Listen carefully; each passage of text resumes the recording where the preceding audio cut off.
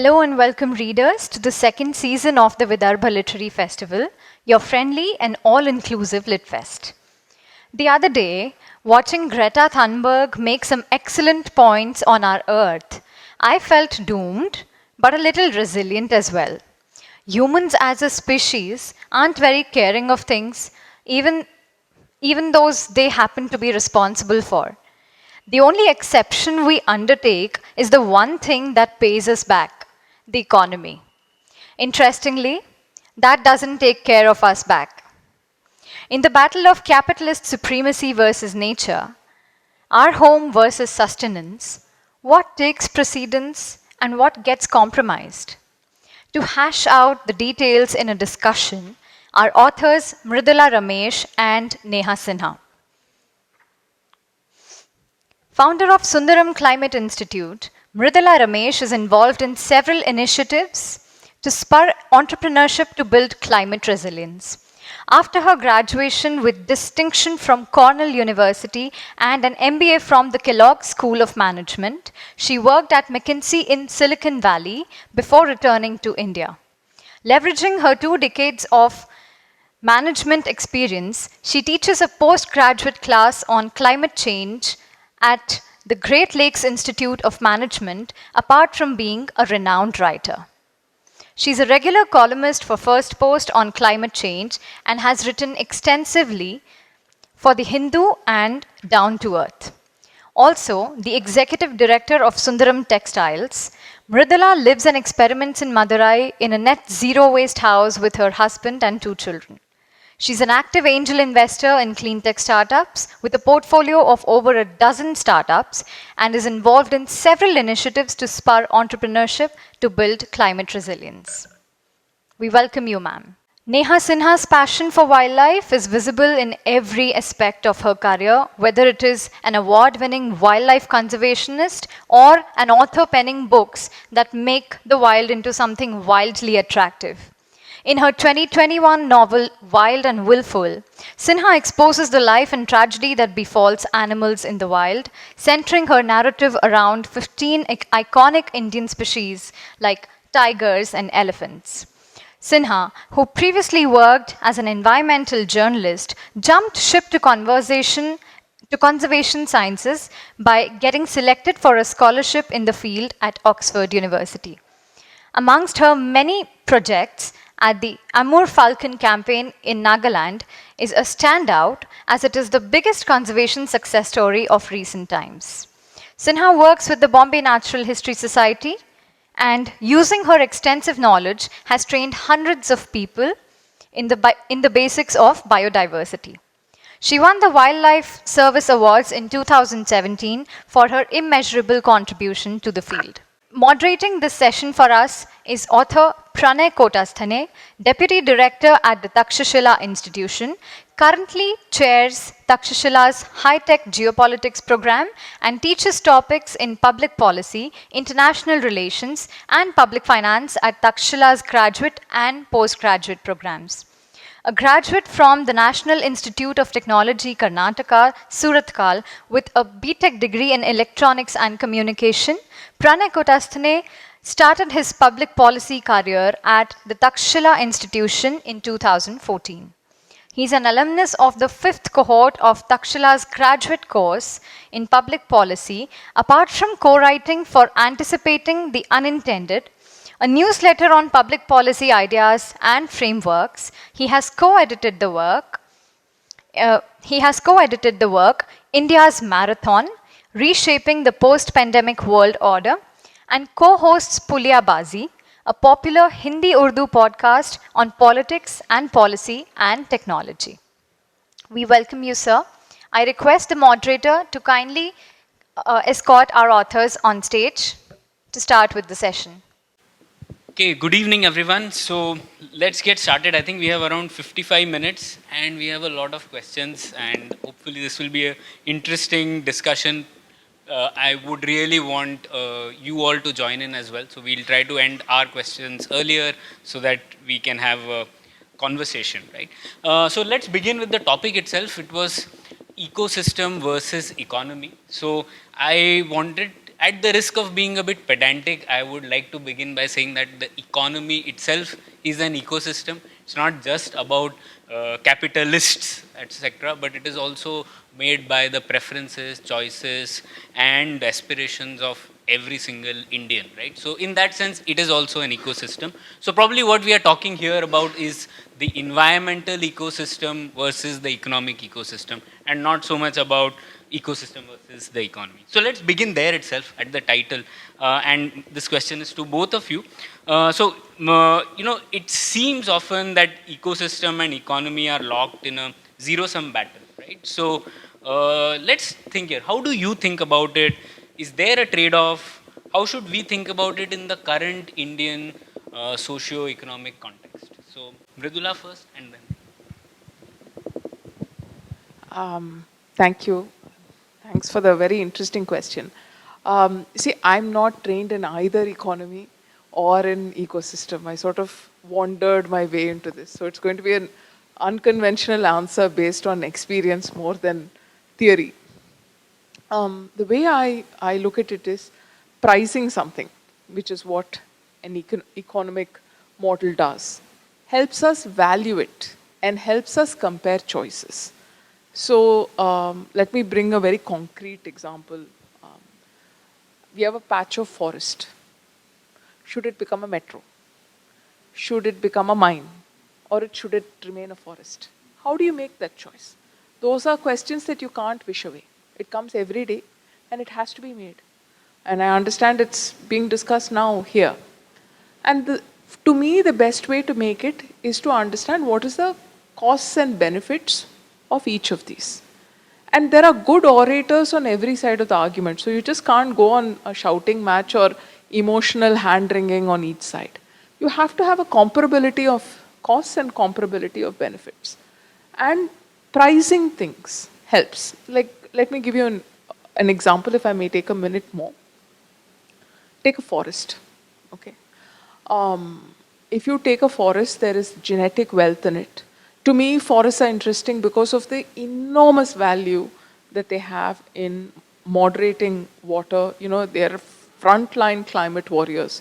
When the climate is heating up, we need our forests more than ever. Most people will think it's because of carbon sequestration, but it's also because of all the water moderating. I mean, they're known to seed rainfall, they're known to sort of slow down floods coming down, there's increased dry season flow, all of that. But if you don't price the water, how do you value that benefit? It isn't. So you have something that you sort of know it's kind of valuable, but because you don't price it, it looks very cheap. And therefore you're saying, okay, then the guy saying, putting the mine is saying, oh, it will help you generate so much jobs, so much GDP. And on this side, everybody's saying, no, forests are good for the world. It's going to lose out. So underpricing leads to over exploitation. And Neha, has a section in your book also, you talked about the value of forests and cited a study on that as well. So okay, what do you think about this trade-off? How is your interpretation? So she's answered the pricing question. I want to talk about the cost of degradation, which is a cost that needs to be factored in. If we are degrading the river Yamuna and Ganga, which we have done, and we have the Ganga action plan and the Yamuna action plan, we have like thousands of crores gone down the drain, literally, because they are drains, right? We are never able to restore adequately things that we have degraded to an irreversible extent. Therefore, the cost of destruction of certain ecosystems is a cost that cannot ultimately be borne by society. And our technological interventions often are not enough to bring them back to the state of them being living or good ecosystems. The second aspect is of climate risk. It's something that we need to talk about increasingly. So for example, there is a several 10,000 crore project for Great Nicobar Island in the sea, in the ocean. And it's a place which has a lot of tectonic risk. It is a place that adjoins an island that went under in the tsunami, and it's a place that increasingly gets hit by earthquakes. Now, we don't understand earthquakes, but just to say that areas on the coast, for example, are going to be more prone and vulnerable to extreme weather events, is what all the scientific studies say. Therefore, if we are going to make very big, I'm using the word very big, I'm not using the word moderate, but very big infrastructure, which is kind of like a flagship project, like an inter-transshipment port or an airport or a township, we do need to factor in things like climate risk, especially on the coast. Therefore, I'm also interested to understand not just pricing, but also what is the cost of destruction and what is the risk that we have to face as a society. We all know about Joshimat, but Joshimat is a warning that was given 50 years ago in the committee report, which said that this is a landslide zone. So if Joshimat is cracking and sinking, so are some other pilgrimage spots in Uttarakhand.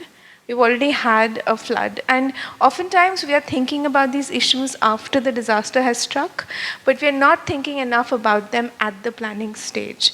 So I would say cost as well as risk are also something to be considered. And to answer your question, there can't be economy without ecosystems.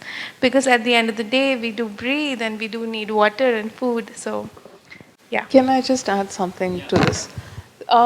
See, we're talking about cost and benefit, etc. I think we also have to accept that we live in a democracy. And our politicians, I mean, they have a job, right? And if you ask a politician to do something that's not going to win them votes, I think that reality has to be acknowledged in our decision making. The second thing I would say is in shouting matches, and very often, I mean, I don't watch too much TV, so I hear that there are shouting matches there, and sometimes when I venture into social media, I see shouting matches there also. The most important voice is silent. That's the voices of the future. People who are not unborn, and voices of animals. Most species don't talk.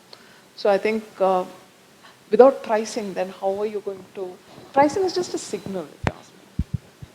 Yeah, great points. I was thinking about this, like what you said about the climate risk. So when we evaluate policy alternatives, we often have certain criteria, right?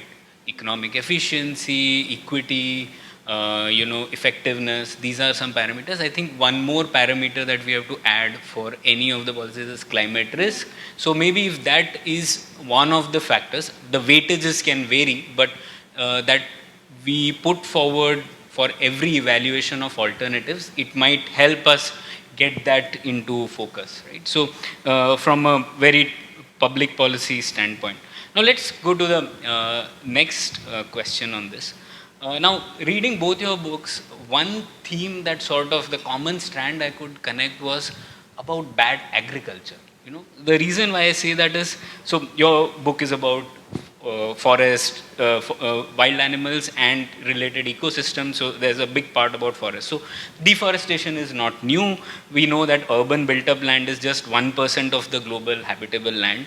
46% of the land that was once covered in forests, wild shrubs and grasslands is now occupied by agriculture. And on water, 90% of the fresh water used in the Indian subcontinent is for agriculture, right? Even though we might save a lot of RO filters, we might ban them and all, but it will get you 1% savings, right? So we have to confront this idea of bad agriculture. How do we go forward with it? How do we negotiate with it? So any thoughts on that? You want to go first? Okay, so I see some familiar faces from the earlier thing, so I'll repeat this. In 1880, okay, which is not that long ago, we were about 200 million Indians eating mainly millets, right? Today we are 1.3 billion Indians eating wheat and rice. And that is grown largely using the groundwater reserves of the driest part of the country, which is the northwest. People, hipsters, the health conscious may say, let's go back to eating millets. Millets are nutritionally very good for you. We may say yes. But if you go to the economically vulnerable segments, and say eat millets, you're going to get pushback. Okay, because rice is aspirational, meat is aspirational, animal products are aspirational. So it becomes very charged to ask them to go back. Now, let's not even get to the water use or the ecosystem use and agricultural level sort of follows with crop choice and how the crop is grown. Crop choice is based on demand. So I think we have to make millets aspirational and cool again to change that. Of course, there are things like MSP and the procurement and stuff, and I think farm laws, the quality of debate on the farm laws exemplifies the problem in even discussing this. I think if you say, well, the farm laws may not be a bad thing, you're just branded anti-farmer. So that's number one. Number two, on just agriculture, I think this state exemplifies the problems in agriculture, right? Highest number of dams in any state with very low irrigation thing. So once, if I know when I've brought up things like genetic engineering and in crops, etc., you're branded as being this evil scientist who wants to kill people using genetically modified mustard seeds or whatever. But at the end of the day, let me talk about cotton, because I know cotton and cotton is grown nearby here. All our native seeds were killed 140 years ago. So what you see as natural cotton here is not natural Indian cotton. The British destroyed every last seed. So these are varieties that came from elsewhere, not suited to this. So you have to use modern technologies in ecosystem. And the agriculture is so, I think the political debate there and the narratives there need to change to get any push forward. To the limited point, I mean, agriculture itself is not natural in that sense. The human is doing an intervention, right? But I had to also point about this. The agricultural economist Ashok Gulati had a very nice statement that we don't export grains, we export water. When we because we are growing grains in a place where water is is very sparse, and then we are exporting. If you just take the river of water, groundwater flowing out of Punjab and Haryana, there's enough water flowing in that river to meet the drinking water requirements of India's 6 to 7 largest cities for a year. That's how big that water is. Neha? Yeah, it's a very good question and a very politically charged question as well, because increasingly we see conflict happening because of agriculture. And when I say conflict, I mean conflict in which people are dying and big animals are dying, like elephants or tigers or leopards. And in the larger scheme of things, perhaps man-animal conflict is not important for us. But just to say that the sheer amount of land use change that agriculture represents, after a point we have to ask if it's sustainable or not, because clearly it is not. And in many states we actually have generations who are trying to move away from agriculture. So even conservation, that's wildlife conservation and nature conservation, has to answer the question as to whether we can handhold people towards occupations that are easier on the land, easier on the water, and also easier on wildlife. Because if you remember that incident of that elephant that died eating a pineapple with a bomb in it in Kerala, that typifies the animal and human conflict in India, where farmers are trying to safeguard their crops, and historically a lot of croplands have been forests, or tea estates and coffee estates were forests at some point, and this is a real issue. So it's not just conflict with tigers and leopards, but also animals that eat crops, such as your elephant and your wild boar and your nilgai.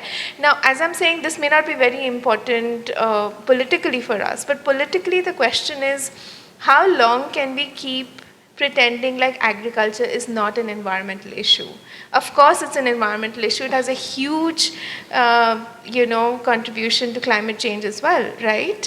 And if it is not water sustainable, if it is not sustainable also in terms of the fact that there's so much chemical going into the soil, that it's also poisoning the water. You have this whole cancer drain of Punjab, and you have basically soil that becomes infertile after a point. So you have Sikkim saying we are doing organic agriculture. I can't testify whether it's organic, and I don't know if other states will follow. I don't think they can with the kind of models they have. But you also have the air pollution question. Air pollution in Delhi, which is caused by stubble burning of in UP, in Punjab, in Haryana, it's an issue of the cash crop economy, isn't it? So it is a huge environmental issue, and we need to talk about it more as an environmental issue without, as she said, being called this, bad person who's like taking away livelihoods. We need appropriate agriculture. Nobody's against agriculture, but it has to be appropriate. Yeah, I'm sure there will be questions on this, so I'll not go on this further. But let's go about infrastructure. So you had similarly, you mentioned Joshimath, etc. We don't know exactly which activity led to that right now. There are people talking about the dams or also about the development in terms of the housing there. That is not known. But on big infrastructure also you had a similar view. So it's a known fact that large dams in the Himalayas cause cracks in buildings. So you have the construction of the Vishnugarh People Koti Dam over there, which has caused cracks in buildings of people in various parts of Uttarakhand. It's still a dam that's under construction. It is a dam that's been under construction for years. And there also have been, people have come forward to the court to say that religious places that are important for them culturally are getting deposited under muck, which is, which comes out when you're digging for the dam. What I'm trying to say over here is that when you have a very large project, it can have so many ramifications. It can change places forever. It can displace forests and wildlife and people, and it can also completely alter the hydrology of the area. So when you have a huge dam, or you have, the kind of project you have in Great Nicobar in which you're changing the topography of the land forever, you need to have a better set of questions being asked before the construction. So the issue is not the construction. The issue is not the idea of having a dam or having a port. The issue is the EIAs that are done are fraudulent documents. They don't have enough information, or they obfuscate information. And when you have the lives of people at risk, or even if it's not lives of people, even if it is actually changing the place forever. And there have been landslide after landslide in the Himalayas in the last few years. This is just something that's going to increase. All the IPCC reports say that precipitation will increase in the Himalayas, which means that we're going to have more rock slides and landslides and mudslides. So how do we build? There is a carrying capacity that the ecosystem has, which is further compromised because of climate events. So again, going back to the question of climate risk and doing your due diligence before you construct. I think that is the key. A number of questions in the EIAs are outdated today. So we need to really relook them and do honest EIAs, because I think the lives of people are usually at stake. Comes to the question of building state capacity in this section about environmental impact assessment. There's one more thing. I wrote about Joshimath a couple of weeks ago. I think India is committed to a net zero path, right? And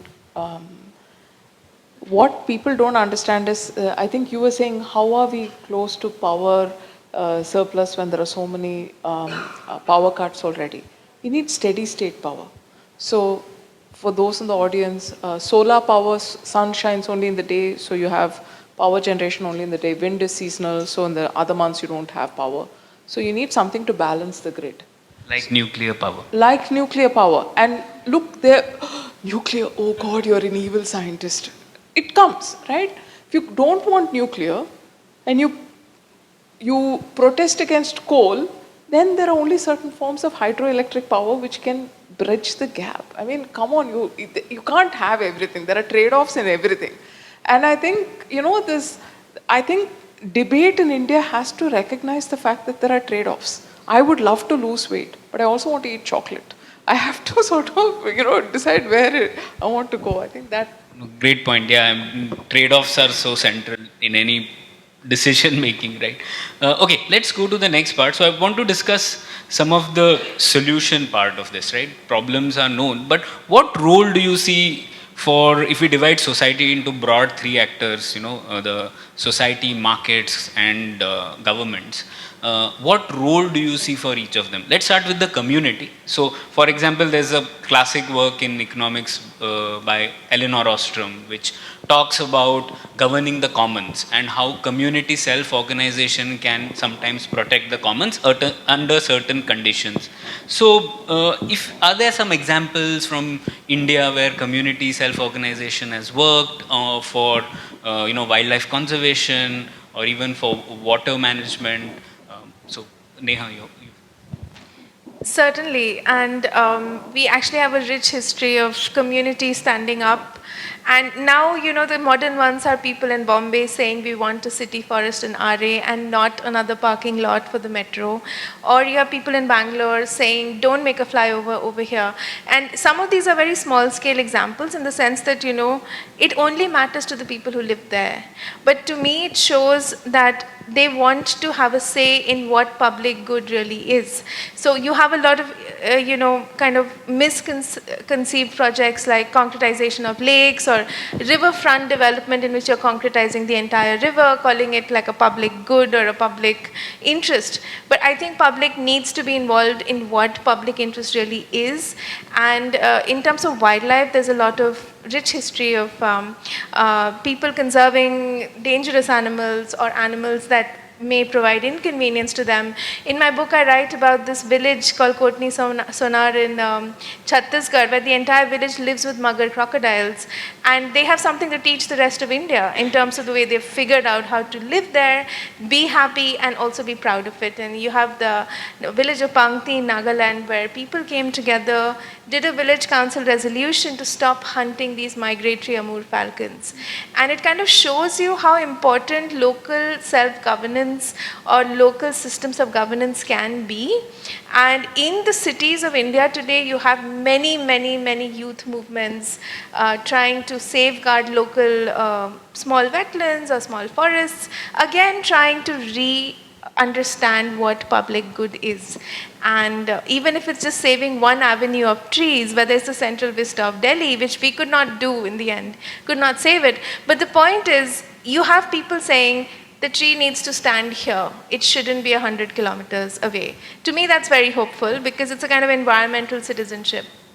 Yeah. Okay, so one of the things I do is I invest in startups. And I said, look, climate adaptation is where I like, so I will do waste and water. Surprise, surprise, all the waste startups are in Bangalore. And that's because a lot of the, when you look at Bangalore's civil society movement as a community, they came very early on with two regulations that made a difference. They said all bulk waste generators, that is any organization or group or apartment block that generates above a particular level of waste, solid waste, has to become zero waste, right? They have to manage their own waste. They can't send it into the corporation. And they don't have to use the municipal service, they can use private service. So that was something that came from the community. That became policy, which became the sarkar, which involved the government. And that unleashed a wave of innovation, right? So one of the people that I've invested in runs a company called Sahas. It's a lady called Vilma Rodriguez, is a journalist writing about the waste problem, then started an NGO, funding ran out, so said the most sustainable way to do it is a startup. And today Vilma manages tons and tons and tons and tons and takes people who are rag pickers. Rag pickers are again a group of people who are invisible to us and they lead terrible, horrible, inhumane lives.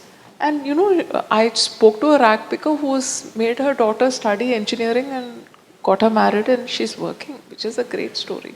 So I think the community can really drive action when it's organized. And that the biggest community thing I already spoke about, which is Rajendra Singh in the morning. I mean, really organized a ton of villages. So I won't repeat that. Right. So community action can move the Overton window towards doing something on both the sectors that you mentioned. Now let's go to the governments, right? So what are some ways that governments in India can play a role here? Again, we have to take into account the constraints in the sense that, resources will always be limited. Putting 1 rupee extra for one ecosystem always means 1 rupee less for something which is like equally important in the government's view or even from the people's view, right? So, what are some things that you've seen governments do in your respective areas which have sort of brought hope, have made things better off than they were earlier? I don't have a lot to say for this right now because it's kind of looking bleak. Ease of business has kind of overtaken everything. But I think rather than government, maybe the courts, the Supreme Court has been very visionary on trying to save the oldest fold mountains of earth, which is Aravallis, which runs through metropolitan cities. So Delhi and Gurgaon and Rajasthan on one end and Haryana on the other. It's not exactly government, but there have been people. When I talk about the Aravallis as a planning unit, it's an interesting case study because it's a mountain range that goes to different states. And in the way rivers, are a planning unit sometimes between different states. But then different states have different state policies. And what we needed is a consolidated view of the mountain range, which was provided by the Supreme Court. And there have been some government departments in the different states that have tried to support it under great opposition. There's a mining lobby in Rajasthan, there is a real estate lobby in Haryana that's very active.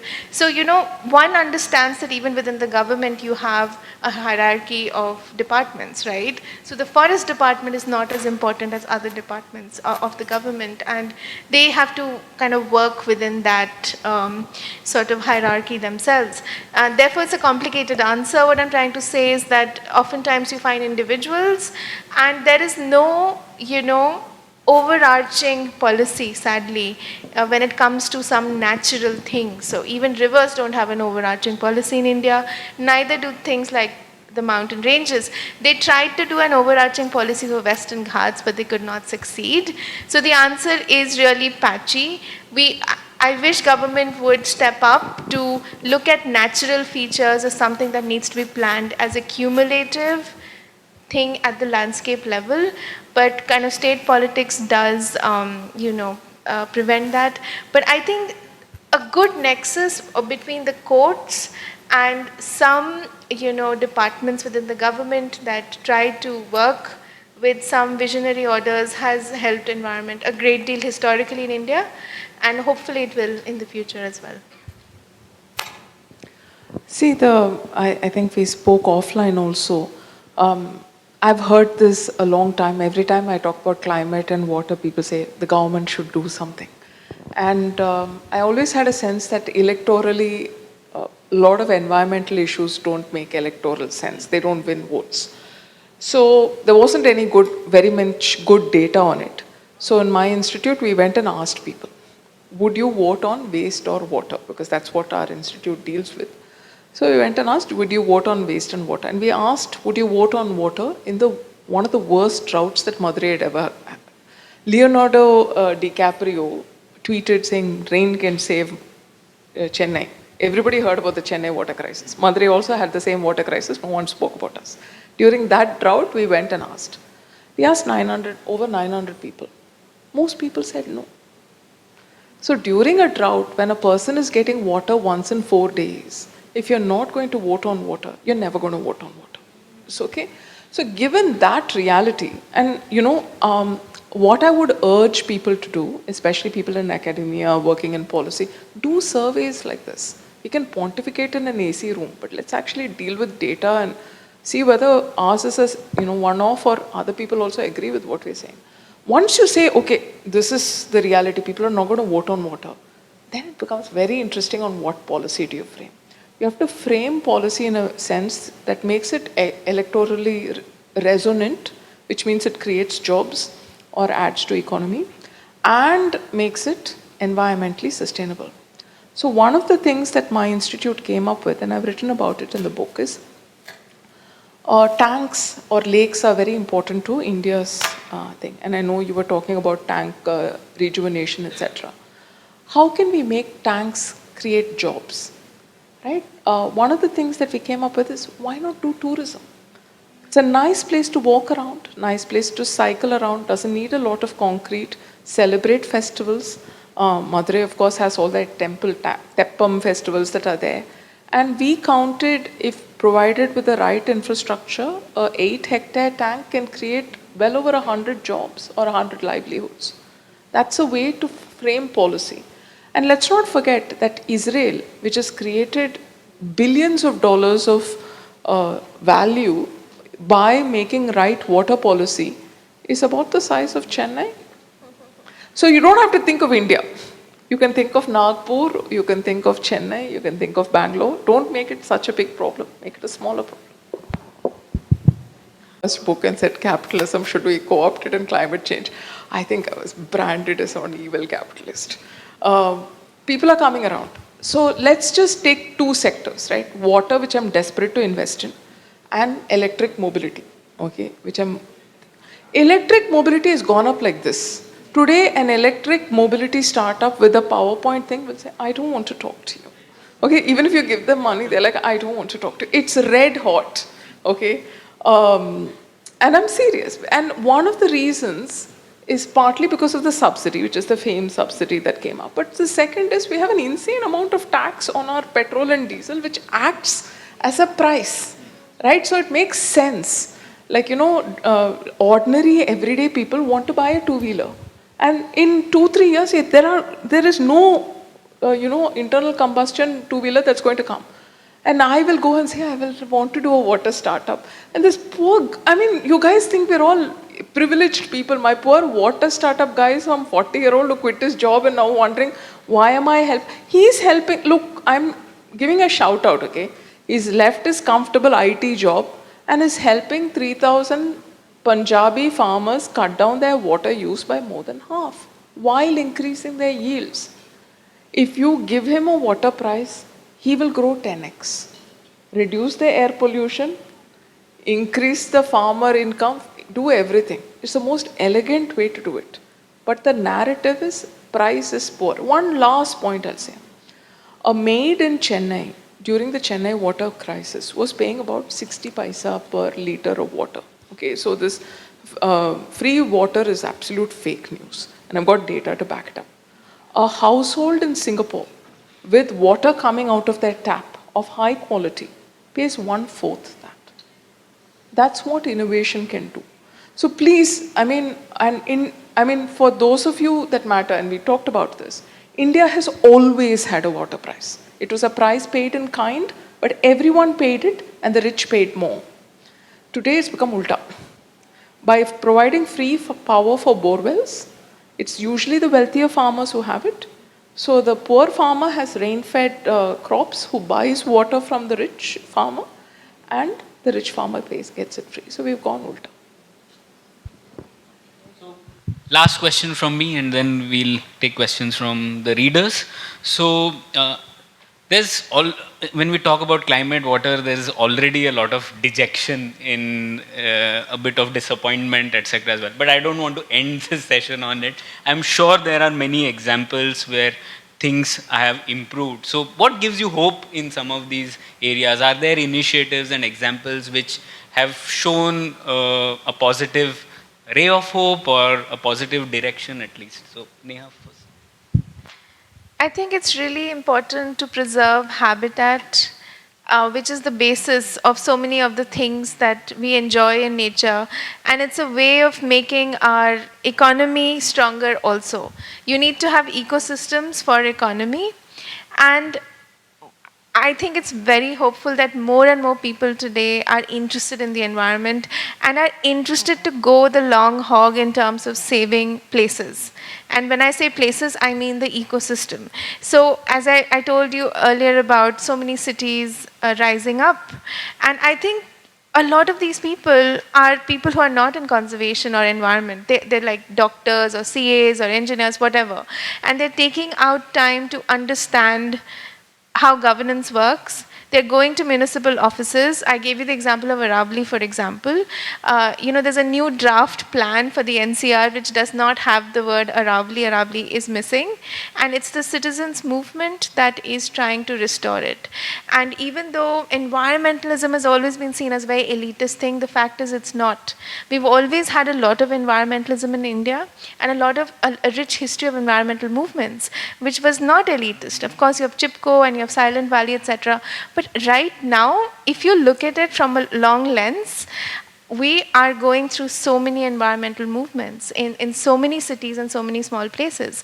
And to me, it's heartening that somebody who hasn't studied a degree in environment is interested to stand on the road and protest, or go to court, or go to offices, or give plans. I think it all starts with knowing what your rights are and trying to, again, going back to the idea of what is public good. I think the time is over where public good can only be decided by some babu sitting in some office. And obviously the time is over when we think things like dams are temples of India, etc. So people participating, people knowing the cost and the value of something that is to do with nature and environment, this is very heartening, and I see it happening more and more, and in a sustained fashion. I'm not talking about a one-day protest.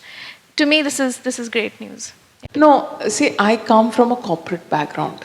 And when I started writing on climate, it was thought of as a midlife crisis gone very badly wrong. So I don't get that now, right? It's no longer seen, it's actually seen as something respectable, I do. The other thing is, when I started investing in climate tech startups, it was not a word. Okay, it was thought of as some utopian thing. If I got one climate startup a quarter, I would consider it a good quarter. In the last 45 days, I've seen 200 startups in climate tech. People from every corner of India are starting things, making farmers' lives better, protecting forests. That's something I'd like to actually get engaged more. I think there's a world of potential there to keep the forest healthy and generate value. I'm seeing startups in water, even without a price, because people have run out. It's creating innovation there. In waste, in electric mobility, in you name it, it's there. And each of these is growing fast and making the planet better. And I think that's what makes me hopeful. Great to know that. And one thing that I remembered, like, to make something a priority area for government, I was just trying to cite examples from the past, right? This argument will always be there, right? That we have less money, we are poor, so we have to prioritize certain things over others. But sometimes some things come out of turn. So an example is space program, for example, right? When we started the space program, the idea would have been that, okay, why do you want to invest in space when we are so poor, we've just gotten independence? But two or three things sort of worked in that direction. One was what you both mentioned, this idea that it was seen as aspirational. And what I got from what you said, even now in the direction of climate also, it is being seen as something which is good for us. We want to aspire for that, right? So that is a good thing. And the second argument which was made in the case of space was again that space will help the economy. So just like you said, ecosystems will also help the economy. If that argument also comes through, then there will be more action from the government side as well, I guess. So I will stop here, and I would love to have questions. We have sufficient time because it's the last session, so we can take many questions. Okay. It was a wonderful session. I really loved listening to all of the three of you. So, like you said, ecosystem versus economy, and all of you have touched about the point that I'm going to bring about. But what we need is a change of mindset as economy in the ecosystem. Because at the end of the day, how much ever you feel for the environment, you have to get in something to feed your family, right? That is the basis that rules everything. And so if you do not have, like a career that if you cannot have jobs in ecosystem services, it's only going to be thing that somebody does out of a passion. She just, said that so many startups have come a day. I don't know how that funding would last for them to sustain it as a career. Like if you're a teacher, you have a job, you're very sure for, next 30 years, I'm going to feed my family. If you're, for any profession. But in the environment, how do we change that mindset and how do we create jobs that help people to preserve the ecosystem? So let me give you a very concrete example. Agriculture is the biggest user of water, right? And we lose 30% of our crop. So the largest section of water is wasted. Yes? So one of the startups that I write about, actually one of my passion areas of investing is how can you reduce agricultural waste? So there is a guy who started a startup in Bihar, right? He takes and stores rice. Now, when he started, 25% of the rice was getting rotted because people didn't know when to harvest and they would store their harvest in their field or in their house or whatever and it all rot away. So he hired these public godowns. He didn't invest in them. The public godowns, many of us know, are like corruption ridden. They're like, yeah. So he took it, he actually managed it. He put a watchman, he cleaned it up, he liaised with a pest management thing. And he brought down the wastage to 2%. Right? Now, what he's doing, right, this is where I'm talking. Where is he making his money? What he's doing is he's making the pie bigger.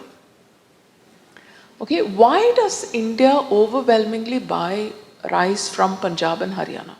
Because they're fantastic at aggregating and selling to the government.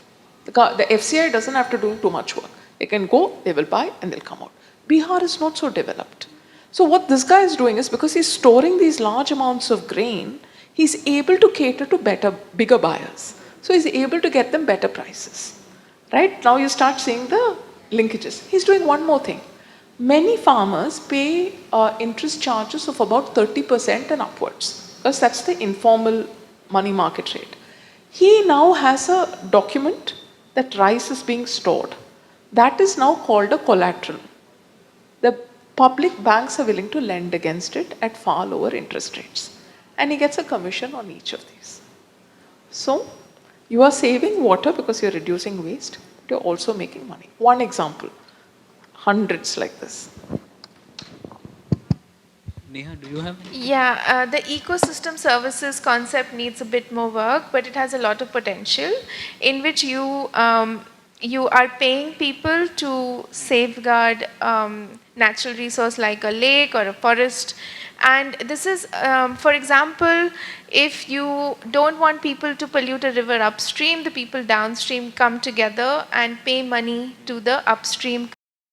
Now, this is something that's been tried at a very low scale, and we need to figure out how it should work and who should be doing the payment, whether it should come from the government as some kind of subsidy or whether it should come as a taxation, etc. But it's an important approach which basically puts your money where the mouth is. You're not just asking people to protect, but you're giving them something to do that. And the question that gets asked the most is, why should we leave the forest standing? Like, it makes much more money if you cut it down or you mine it.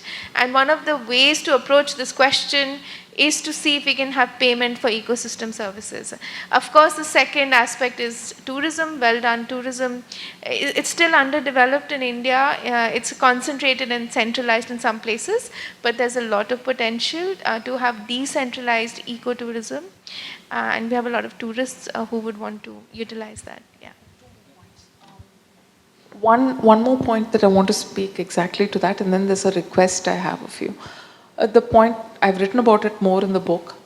New York City actually uses a watershed for its drinking water. And this New Yorkers actually voted to raise their taxes to pay for it.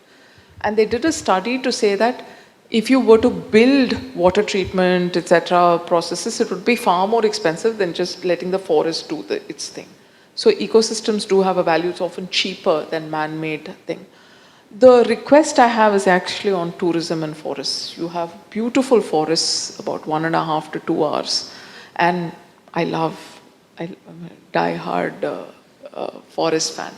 But America generates over 200,000 jobs in within 100 kilometers of its national forests. We don't do that good a job, right? And it creates billions of dollars of value. We don't do that good a job. I was in Madhya Pradesh, okay? I love crafts and they have beautiful Gond art, etc. Why not showcase the local crafts? And that's a request I have of you guys. I mean, Painch is nearby, Tadoba is nearby.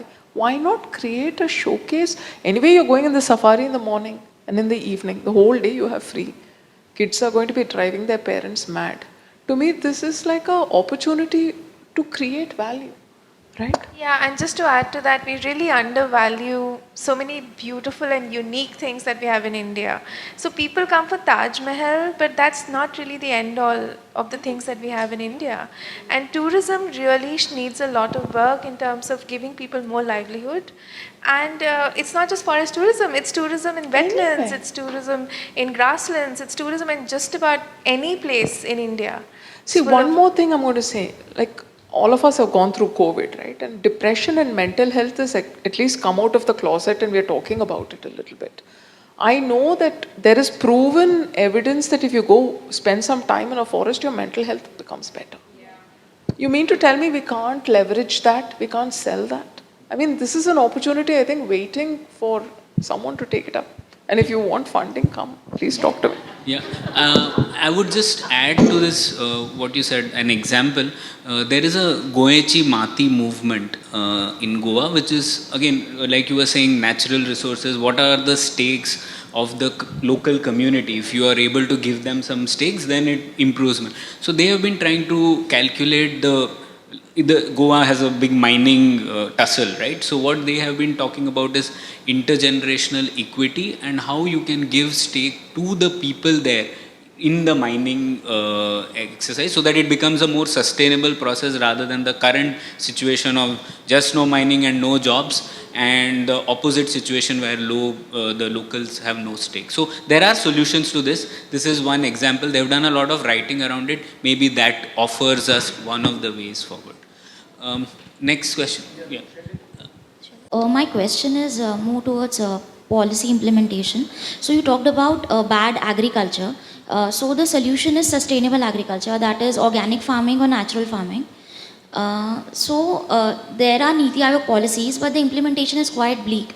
And also, the government gets its revenue from the fertilizer companies, and there is also electoral politics at play, that is the government increasing the fertilizer subsidies during the election time. So how does this idea of sustainable agriculture materializes when there's government revenue involved? Okay, can I just correct? The government gives fertilizer subsidies. It is the largest subsidy item on the government budget. It doesn't, it's a revenue. No, fertilizer is now. Yeah, and the second one, I would. We get nothing. But what I want to ask is, if we want to move towards organic or natural farming, so then the government loses on the fertilizer subsidy front. So no, I'll come to them. But again, I would add that organic farming again is a very costly exercise. It's not as if we can afford. So I'll let the experts answer. I think the issue that we raised was not just of pesticides and chemicals and organic versus chemical intensive, but the question also is what are the crops we are growing in different geopolitical locations of India? So why should Punjab be growing rice when Punjab does not have enough water for it? It should only be, West Bengal and Orissa, which have more water, that should be growing rice. Why should Maharashtra be growing sugarcane when you don't have water to sustain it? Now, these are political economy questions, but these are questions we can't run away from. Not only because agriculture is a very big contributor to climate change and greenhouse gases, but also because it's really putting a strain on our resources. So yes, chemicals are one aspect. The other aspect is how are we zoning? We are not zoning our land, right? So anyone is growing whatever they want. There's a cash crop industry, or there's a kind of bent the market has. And she spoke about millets, for example, and we need to like glamorize some of our indigenous crops much more than we do. And obviously, the most simplistic way to say it is, why should a farmer only be growing basmati rice when there are so many other options, which would be kinder on the soil, which would take less water, less chemicals and all of that. So it's not just about chemicals, but also about the choice of crop itself. And this causes a lot of conflict at many levels. I told you about the wildlife, but it's also conflict in terms of just a clash of how resources get allocated, and bad subsidies in agriculture have a huge environmental toll. It's not just the pesticides, it's also the water and the electricity that they get to draw the water out of the ground table. Yeah. Look, at some level, you have to understand the historical root of all this. Let's just understand that the British, because of the change in taxation that they effected, wherein they bought in a fixed tax payable in cash, is why the cash crops began. Right? Earlier, the farmers used to pay a share of crop in kind. Very different. So during India's rainfall, and I'm sad that we never spoke about it, the fundamental tenet of my book is India's water varies tremendously across years. And you have to factor, and climate change is making that worse, by the way. So we grow cash crops because of a British artifice. And then, of course, let's not forget the geopolitical compulsions. In 1964 and 65, India was on the brink of famine, and we were helped ship to mouth by the Americans, with wheat being given, and we were being asked to make concessions. In that background, the Food Corporation of India came up, MSP came up, Green Revolution came up. We can sit in the comfort of a food surplus country now and decry the Green Revolution. But let's understand why it came about. Now we've reached the end of the Green Revolution. To kickstart the next start, we'd have to price water, we'll have to think about changing crop patterns, okay, organic or at least more sustainable, we'll have to go. But if you, to my mind and to my reading, the farm laws was a step in that direction which allowed more freedom. But the narrative space in our country, and not just our country, the world, is so contested. We're talking about inclusion in this festival. Inclusion really refers to listening to other points of view with civility and respect. And today I think the environment is too fractious to even think about that. If you even bring that up, you're labeled something, and then it just becomes a shouting match of a 2-year-old. And it's really like, I know how I would deal with my daughter and her friends when and people, it's quite disrespectful. That's the sad part, I think. Wonderful listening to all three of you. My question to Mridula. Let's not discuss what has happened in the past, but you talked about few agricultural startups. We heard about them, most of them coming from Bangalore. We need to scale them up. Now we have 80% of the farmers have less than 2 hectares, also suboptimal, land holdings. But we had successes in the past in which government and people participated, like polio program, and no single child should be left behind. So, any radical ideas to scale this up, the agriculture part? Again, see, what do investors and people who start doing companies want? They want clarity of regulation, right? Saying, okay, can I buy from a farmer, period, or not? That's a clarity that you need.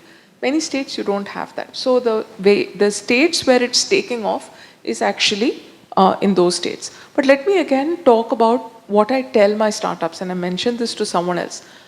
I do climate tech, right? It's the best startups I've seen is always an NGO and a startup working hand in hand, right? Because there's a lot of education, there's a lot of hand-holding. You need both, right? And the farmers in Punjab that I spoke about, if I go and say regulate reduce half your water use, I'll be shot. I'll be say anti-farmer and shot.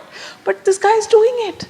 And he's doing it because he's working hand in hand with NGOs who are explaining to farmers. And M.S. Swaminathan is the person who told me. He said, Mridula, there are 4 links to farmer learning. The strongest link is lab to farm, lab to lab, farm to lab. But the farm to farm, where a farmer learns from a fellow farmer, is the strongest form of learning. And that's what is happening with the NGO. So they're showing one farmer, see, he's over there, and he's doing it, and his yield is going up. He's not suffering. See and tell, because look, they've been shafted. Farmers have been, especially the small and marginal farmers, really been shafted. So they want to see to learn to trust. I hope that answers your question. I don't have big bang ideas. Step by step. Yep. It was really nice interacting with all of you. Of course, we've been talking. I want to ask both of you about the budget. It has just come in day before yesterday, and we all know we are in a climate crisis. So, is the government really serious about whatever has been announced? And what do you think is going to be the implementation? And are the funds sufficient, considering what is happening in the country? We are seeing many Joshimats. So, what do you both have to say about this? There's no climate in the budget, ma'am. There's all the environmental centrally sponsored schemes have had a budget cut, as they always do every year. So we are the president of G20. We have a lifestyle for environment mantra, but no, I mean we don't see it getting reflected in the budget. And as I spoke earlier, there's also a cost to certain, decisions we take, planning decisions, and it takes a lot of money to restore or to make something livable. So we are trying to clean our water, for example, or we are trying to clean our air, and we are not able to do it, even if we budgeted in our state government budgets, for example. So I think it's missing. I think climate is also missing from manifestos of political parties. Air pollution has entered, but not climate in the way that we would want it to. And I think it goes back to the question of payment for ecosystem services. I think some of these things need to start paying for themselves, because I don't think the time will ever come in which you have a beautiful head in the budget which says, climate or conservation. It's not going to happen. And historically in our country, we've had these centrally sponsored schemes for which the central government pays, such as Project Tiger, such as Project Elephant, etc. But they're very, very small amounts of money, and they don't get scaled up. They usually get scaled down with every year's budget. Say that government has to, any one party has to have environment in their manifesto for the country to be really serious. Yeah, I think it should be in every manifesto of every political party. And obviously, we...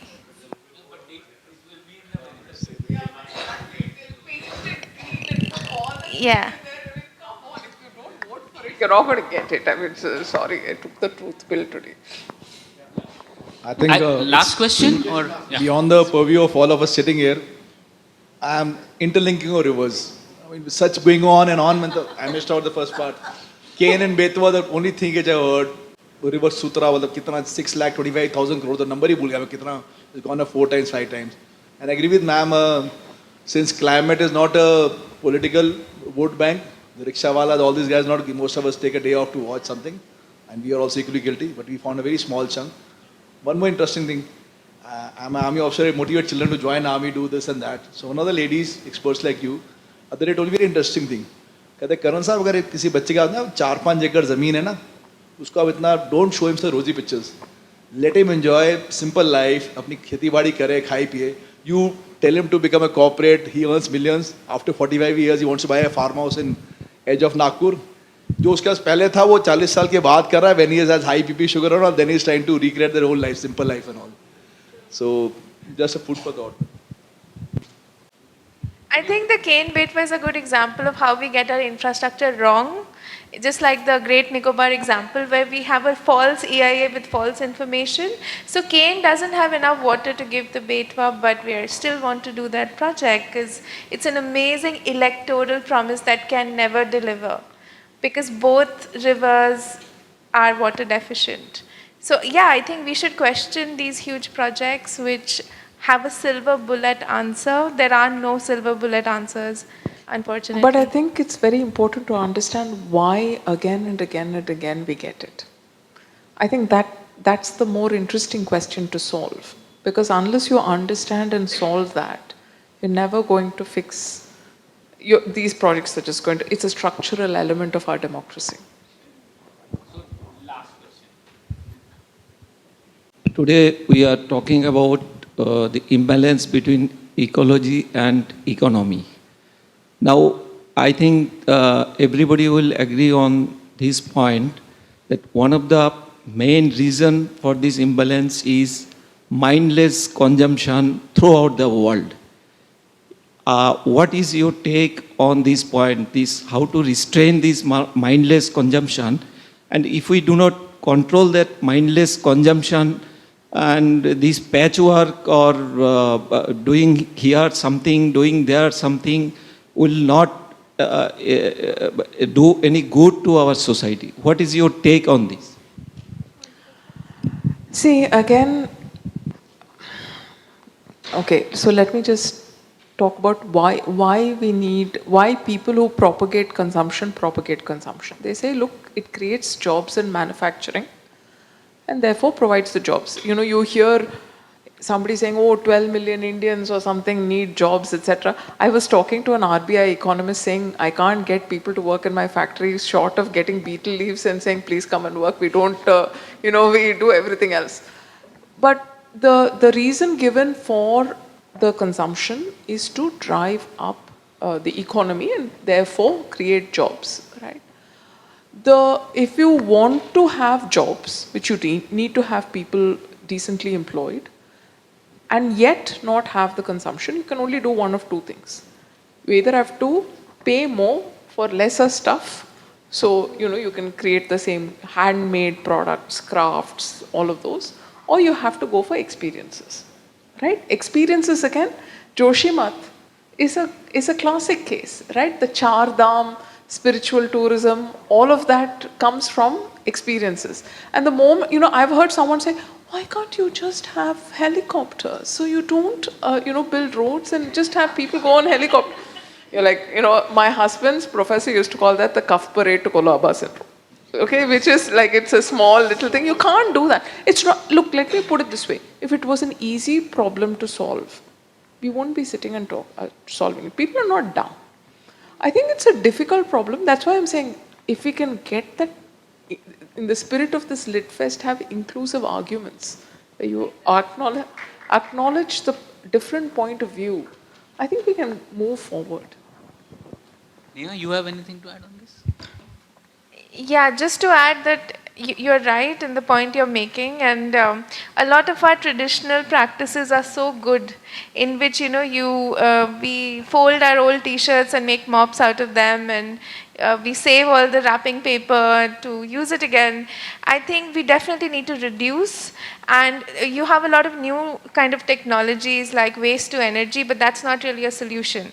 The solution would be, at least at a level of controlling pollution and consumption, the solution would be to actually to reduce and not just to endlessly keep, having stuff, even if you can burn it to make energy out of it.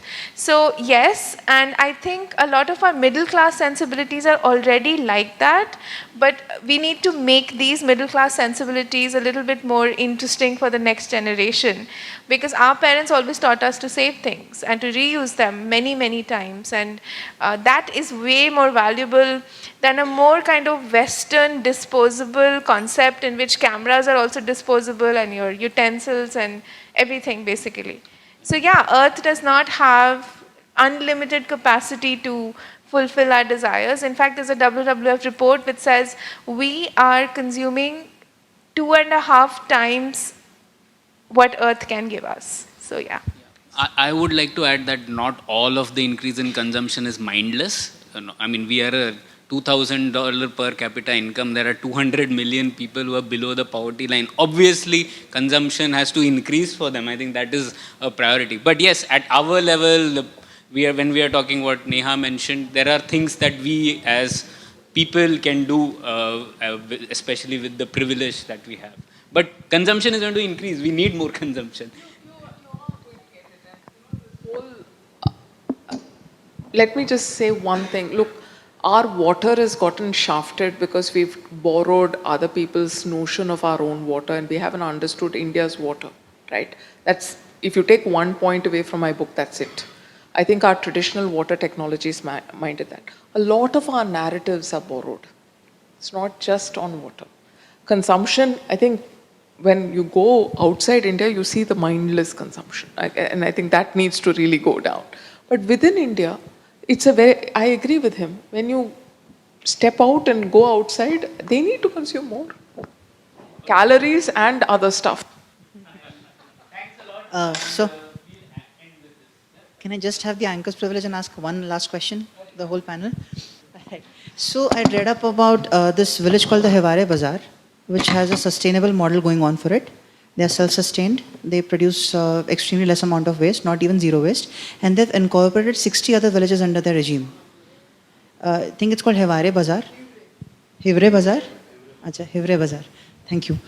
So I just wanted to know that ecosystem, that entire strata, because it's in a village, probably it's a more adaptable model.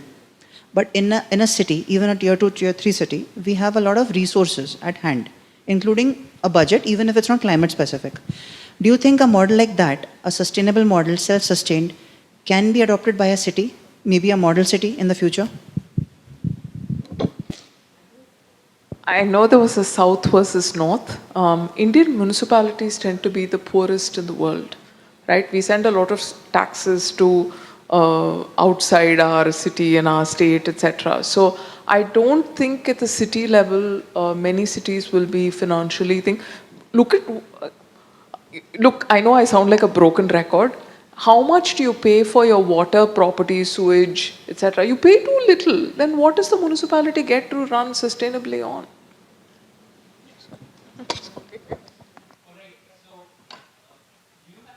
No, I don't actually know the details of that. It sounds great, but I would need to read up more before answering.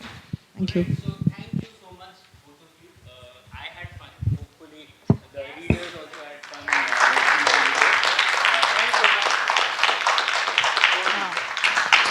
Thank you so much, ma'am and sir. This was the last session for the day, and it definitely ends on a positive note with broadened perspectives and an enriching experience for all of us with those bang-on aha moments from your extremely thought-provoking conversation. May we please have a huge round of applause for all the authors once again, especially for Mr. Pranay Kothastane, who woke up at 3 in the morning to give us this beautiful experience today. Thank you. Thank you, dear readers, for your time and patience. Readers, please be aware that the books by all 3 authors are available downstairs for sale. You can get them signed by the authors themselves and also interact with them. Thank you so much, and may you all have a wonderful time. Thank you.